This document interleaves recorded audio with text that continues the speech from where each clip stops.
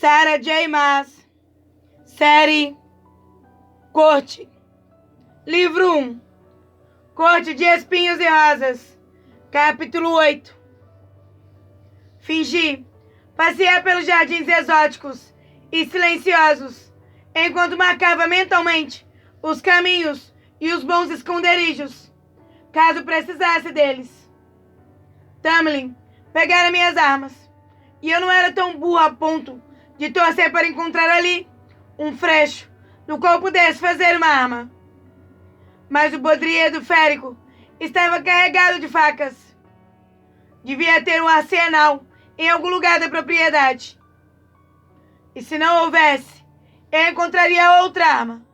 Roubaria, se precisasse, só por via das dúvidas.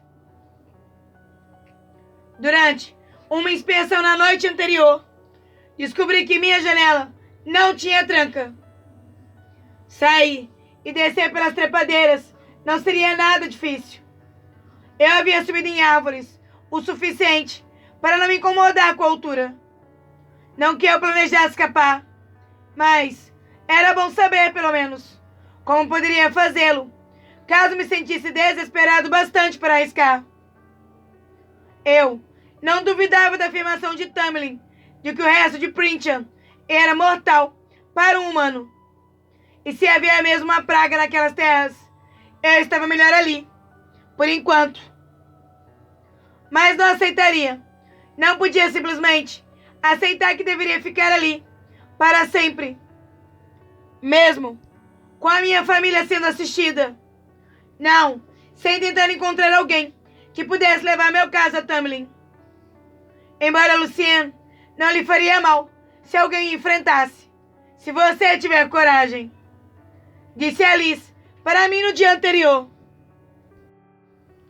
Roí as unhas curtas enquanto caminhava, considerando cada plano e armadilha possíveis. Nunca fora muito boa com palavras. Jamais aprendi o jogo de guerra social, no qual minha mãe e minhas irmãs eram tão habilidosas. Mas eu não era tão ruim quanto vendia peles no mercado da aldeia. Então, talvez eu buscasse o emissário de Tamlin, mesmo que ele me detestasse. Lucien, obviamente, tinha pouco interesse em minha estadia ali. Ele sugeriu me matar.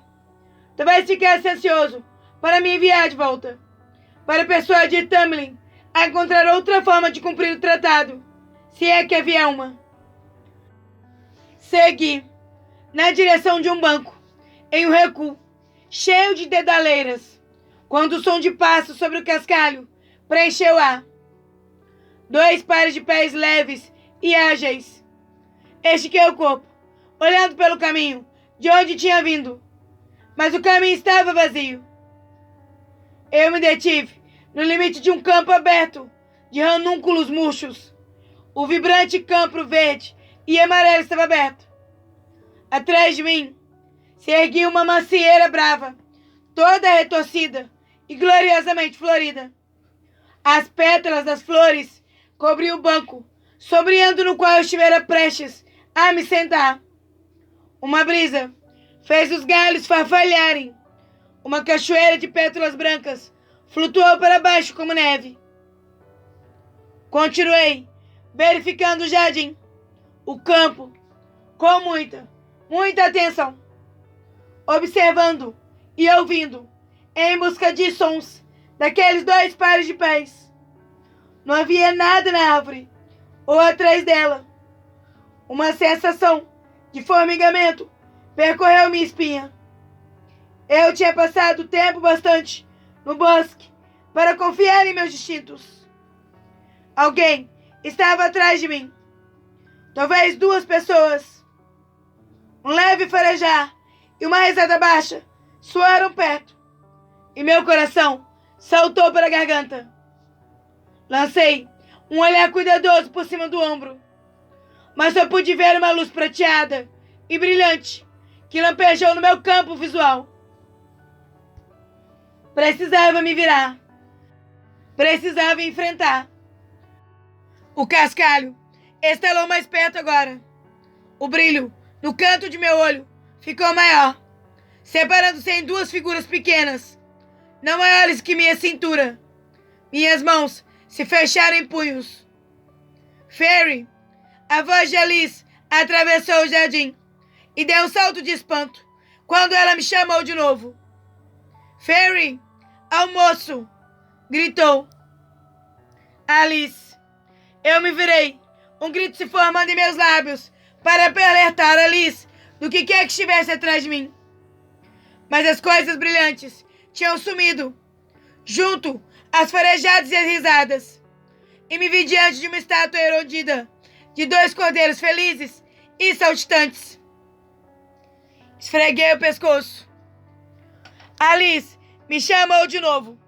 Inspirei, estremeci, conforme voltei para a mansão. Mas mesmo enquanto caminhava entre as cercas vivas, cuidadosamente, refazendo meus passos até a casa, não conseguia afastar a sensação arrepiante de que alguém ainda me observava, curioso e querendo brincar. Roubei uma faca do jantar naquela noite, apenas para ter algo, qualquer coisa, com que me defender. No fim das contas, o jantar era a única refeição para a qual eu estava convidada, o que não era problema. 3 refeições por dia, com Tamlin e Lucien, teria sido uma tortura. Eu até poderia suportar 1 hora, sentada à mesa, elegante dos féricos, se isso fizesse pensar que eu era dócil e não tinha planos de mudar meu destino. Enquanto Lucien tagarelava com Tamlin sobre algum defeito do olho mágico e entalhado que realmente permitia que ele enxergasse, enfiei a faca dentro da manga da túnica. Meu coração bateu tão rápido que achei que eles conseguiriam ouvir. Mas Lucien continuou. E a concentração de Tamlin permaneceu no cortesão. Imaginei que deveria sentir pena deles, pelas máscaras que eram obrigados a usar, pela praga que havia infectado sua magia e seu povo. Mas quanto menos interagisse, melhor. Principalmente enquanto Lucien parecia achar tudo o que eu dizia comicamente humano e deselegante. Reagir com irritação contra ele não ajudaria meus planos. Teria de percorrer um caminho íngreme até conquistar as graças de Lucien. Somente pelo fato de que eu estava viva, enquanto o amigo dele não. Eu precisaria lidar com Lucien sozinha, ou arriscar levantar as suspeitas de Tamlin cedo demais. Depois que eu havia comido o máximo que poderia, sem me sentir enjoada, observei os dois. Os cabelos ruivos de Lucien brilhavam à luz da lareira, e as joias no cabo de sua espada brilhavam. A lâmina ornamentada era tão diferente do baudrier de facas, ainda preso ao peito de Tamlin. Mas não havia ninguém ali contra quem usar uma espada. E embora ela fosse incrustada de joias e filigranada, era grande o bastante para ser mais que decoração. Talvez tivesse algo a ver com aquelas coisas invisíveis no jardim. Talvez ele tivesse perdido o olho e ganhado aquela cicatriz em batalha. Meu sangue gelou ao pensar naquilo. Alice tinha dito que a casa era segura, mas me avisou para ficar esperta. O que poderia estar espreitando além da casa? Ou o que poderia usar meus sentidos humanos contra mim? Até que ponto a ordem de Tamlin de não me ferir ou matar se estendia? Que tipo de autoridade possuía? Lucien parou e vi que sorria maliciosamente para mim, o que deixava sua cicatriz ainda mais brutal. Estava admirando minha espada ou apenas considerando me matar, Fairy? É claro que não. Falei baixinho e olhei para Tamlin. As manchas douradas dos olhos dele brilhavam, mesmo do outro lado da mesa. Meu coração batia forte. Será que, de alguma forma, tinha me ouvido pegar a faca? O sussurro do metal sobre a madeira. Eu me obriguei a olhar de novo para Lucien. O sorriso preguiçoso e provocante de Lucien ainda estava ali. Agi de modo civilizado, comportar-me, possivelmente conquistá-lo para minha causa. Eu poderia fazer isso. Tamlin quebrou o silêncio. Fairy gosta de caçar. Não gosto de caçar. Provavelmente deveria ter usado um tom mais educado, mas continuei. Eu caçava por necessidade. E como soube disso? O olhar de Tamlin era direto, reflexivo. Você tinha um arco e flechas em sua casa. Fiquei imaginando. Se ele quase não falara casebre, quando vi as mãos de seu pai, soube que não era ele quem os usava. Tamlin indicou minhas mãos, cheias de cicatrizes e calos. Você contou a ele sobre o racionamento da carne e o dinheiro das peles. Féricos podem ser muitas coisas, mas não somos burros. A não ser que suas lendas ridículas também nos retratem assim. Embora eu jamais tivesse deixado que as palavras cruéis das crianças da aldeia sobre a ruína da riqueza de meu pai me afetassem. Elaine frequentemente voltava para casa aos prantos. E nesta, furiosa e com as costas emperdigadas, ridícula, insignificante, era assim que Tamlin, que eles me viam. Não devia ter me afetado. Eu deveria ter mais orgulho. Mas aqueles féricos, imortais e inconsequentes, com tanta comida, que poderiam alimentar minha aldeia durante um ano, em apenas dias, de alguma forma reduziam meu orgulho a farpas. Encarei as migalhas de pão e as sobras de molho no prato dourado. Se eu estivesse em casa, teria lambido o prato até que ficasse limpo, desesperada por qualquer porção extra de nutrientes. E os pratos, eu poderia comprar um conjunto de cavalos, um arado e um campo com apenas um deles. A opulência daquele lugar me enojava tanto quanto minha rápida adaptação ao mesmo. Lucien pigarreou. Quantos anos tem mesmo? 19. Agradável. Civilizada. Lucien emitiu um tisque. Tão jovem e tão séria. E já uma assassina habilidosa. Fechei as mãos em punhos, mas inspirei profunda e longamente. Dócil, tranquila, domada. Eu tinha feito uma promessa. A minha mãe a cumpriria. A assistência de Tamlin à minha família não era o mesmo que minha assistência a ela. Aquele sonho selvagem e pequeno ainda poderia acontecer. Minhas irmãs bem casadas e uma vida inteira com meu pai, com comida bastante para os dois e tempo o suficiente para pintar um pouco. Ou talvez aprender o que eu quisesse. Ainda poderia acontecer. Em uma terra distante, talvez, se algum dia eu me livrasse daquele acordo e me permitisse ir embora, eu ainda poderia me agarrar àquele retalho de sonho. Embora aqueles grão-féricos provavelmente rissem de como era, tipicamente humano, pensar tão pequeno, querer tão pouco. No entanto, qualquer fração de informação poderia ajudar. Se eu mostrasse interesse neles, talvez passassem a gostar de mim. Será que aquilo era outra armadilha no bosque? Então falei. Então é isso. O que vocês fazem da vida? Poupam humanos do tratado e comem refeições requintadas. Olhei diretamente para o Baudrier de Tamlin, as roupas de guerreiro, a espada de Lucien. Lucien deu um risinho. Também dançamos com os espíritos sobre a lua cheia e roubamos bebês humanos do berço para substituí-los por bebês féricos.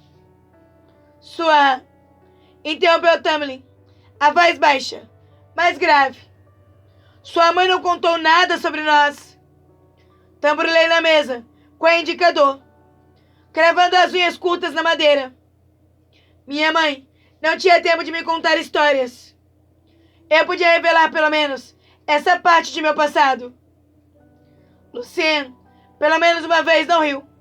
Depois de uma pausa significativa, Tamlin perguntou: como ela morreu?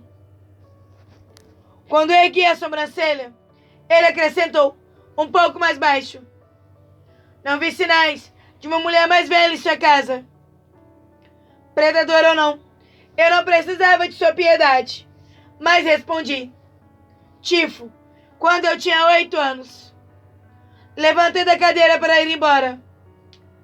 Fairy, disse Tamlin, e virei um pouco o corpo. Um músculo se contraiu na bochecha dele. Lucien encarou cada um de nós. Aquele olho de metal se movendo, mas ficou em silêncio. E então Tamlin balançou a cabeça, com um movimento que foi mais animal que qualquer coisa, e murmurou: sinto muito por sua perda. Tentei evitar uma careta quando virei e saí. Não queria ou precisava de suas condolências. Não por minha mãe, não quando eu não sentia a falta dela havia anos. Que Tamlin me achasse uma humana grosseira e inculta, que não merecia seus cuidados atenciosos.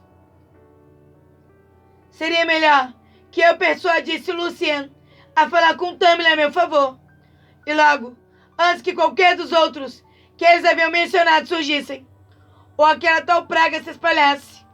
No dia seguinte, eu falaria com ele então. Testaria um pouco. Em meu quarto, encontrei uma pequena sacola no armário, e nela coloquei um conjunto sobressalente de roupas, junto da faca roubada. Era uma lâmina sofrível, mas uma faca era melhor que nada. Apenas para o caso de algum dia poder partir e precisar sair sem aviso. Apenas para o caso. E aí, meus amores? Gostaram? Se sim, curtam, compartilhem com seus amigos. Se você ainda não é inscrito no canal, seja bem-vindo. Se inscreva, acione o sininho para não perder nenhum capítulo. E me sigam no Instagram e no Facebook.